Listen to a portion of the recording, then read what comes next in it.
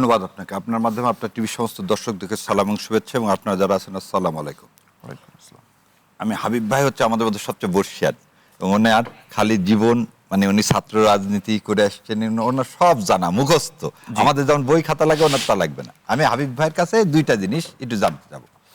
এটা হচ্ছে ৭৫ সালে ফোর্থ অ্যামেন্ডমেন্টের পরে এই কনস্টিটিউশন, সিএমএলএ রাষ্ট্রপতি হওয়ার কোনো বিধান এই কনস্টিটিউশনে নাই। ১৯৭৭ সালে জাতির প্রয়োজনে, আবার বলে দিচ্ছি, জাতির প্রয়োজনে শহীদ রাষ্ট্রপতি জিয়াউর রহমান সিএমএলএ থেকে রাষ্ট্রপতি হলেন, এবং জাতির প্রয়োজন সে সময় তিনি যদি না হতেন তাহলে বাংলাদেশের অস্তিত্ব নিয়ে সংকটে পড়ত।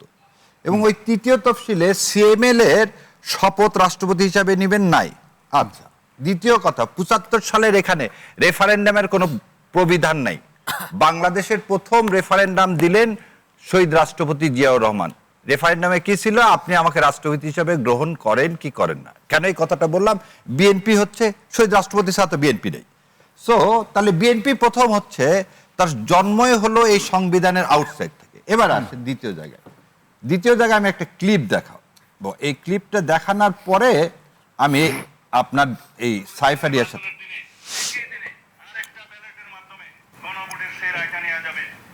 এটা ভালো করে তো বোঝা যাচ্ছে না, আপনি একটু মুখে বলেন। আচ্ছা, আমি মুখে বলেছি। এই উনি বলতেছেন যে জুলাই সনদ বাস্তবায়ন হবে গণভোটে, আপনারা যদি দেখতে পান। আচ্ছা, এটা কে বললেন?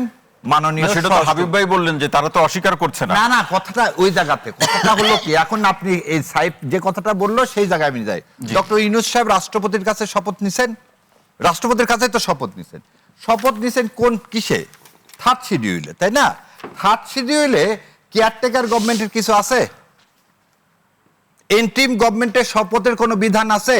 তাহলে যদি না থাকে আপনি যদি মানে আপনি একটা মানবো আর একটা মানবো তা হবে না। তাহলে এই তৃতীয় তফসিলে সংবিধান অনুযায়ী ইউনূস সরকার গঠিত হয়নি।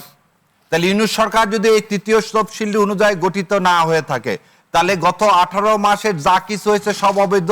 আমার ভোট অবৈধ, এই ক্যাবিনেট গঠন করা সেটা অবৈধ, মাননীয় প্রধানমন্ত্রী অবৈধ। এবার আপনাকে দ্বিতীয় কথা বলি, ওনারা বলতেছেন তফসিলে নাই। এই আসেন দেখেন, এটা কি? জুলাই সনদ, এর ভিত্তিতে তো ভোট হয়েছে। এই বিষয়ে তো বিএনপি জামাত সবারই তো একমত। এই জুলাই তফসিলের দেখেন তফসিল কি বলা আছে, থার্ড তফসিলের শপথ একটু বলেন মানে সংবিধান সংস্কার পরিষদের সদস্যদের শপথ ফর্ম। তাহলে আমরা এই জুলাই সনদ আর কনস্টিটিউশন একভাবে পড়ে গত 18 মাস দেশ চালাইছি। এই ভোটটাও করলাম 2029 সালে না হয়ে, আর এই যে ফেব্রুয়ারি মাসে হলো সেটাও কি করলাম আমরা? ঐক্যমতের ভিত্তিতে করলাম। কনসেনসাস কমিশন ঐক্যমতের ভিত্তিতে করলাম। জুলাই সনদ সাইন করলাম। কোনো কিছু এই কনস্টিটিউশনের মধ্যে নাই। তাহলে আজ সকালবেলা আপনি যখন বললেন যে কনস্টিটিউশন নাই এবং আমরা সংবিধান মেনে এই রাষ্ট্র পরিচালনা করছি গত 18 মাস, সেই কারণে আমি এটা এখন নিতে পারবো না, পরে নিব। তো এই কথাটা আপনি এই গণভোট হওয়ার আগে তো শিডিউল দিল কবে? আর শিডিউল না, তার আগে একটা জিনিস দেখেন, এই আপনার একটা কথা বললে তো এটা দিছে কবে? 13ই নভেম্বর। 13ই নভেম্বর এত রিট হলো এই, তাহলে আপনি 13ই নভেম্বর এটাকে নিয়ে চ্যালেঞ্জ করলেন না কেন যে এইটার আন্ডারে গণভোট হয় না? বরং কি হলো আমি আপনাকে বলে দিচ্ছি। আমাদের এক আইনজীবী একটা রিট ফাইল করলো যে ইলেকশন হবে না, ইলেকশন অবৈধ। সেই রিট খারিজ করে দিল। সেকেন্ডলি, ইলেকশন কমিশনের সব ক্ষমতা। ইলেকশন কমিশন আপনাকে আগের দিন চিঠি দিয়ে 2 শপথ নেওয়ার কথা বললেন। আপনি সকালবেলা কেন বললেন আমি একটা নিব আর একটা নিব না? এই চিঠি দেখেন, 16ই ফেব্রুয়ারি। সেটা আমরা দেখেছি গণমাধ্যমে, দুইটা শপথের কথাই তো বলা আছে। তাহলে আগের দিন আপনি বলতেন আপনি শপথ অনুষ্ঠান। এবার আরো একটা জিনিস, উনি শপথ না নিলে কি হবে? যখন আমরা বলি হাসিনা ফেরত আসলো কি গেল না, তাতে কি হবে?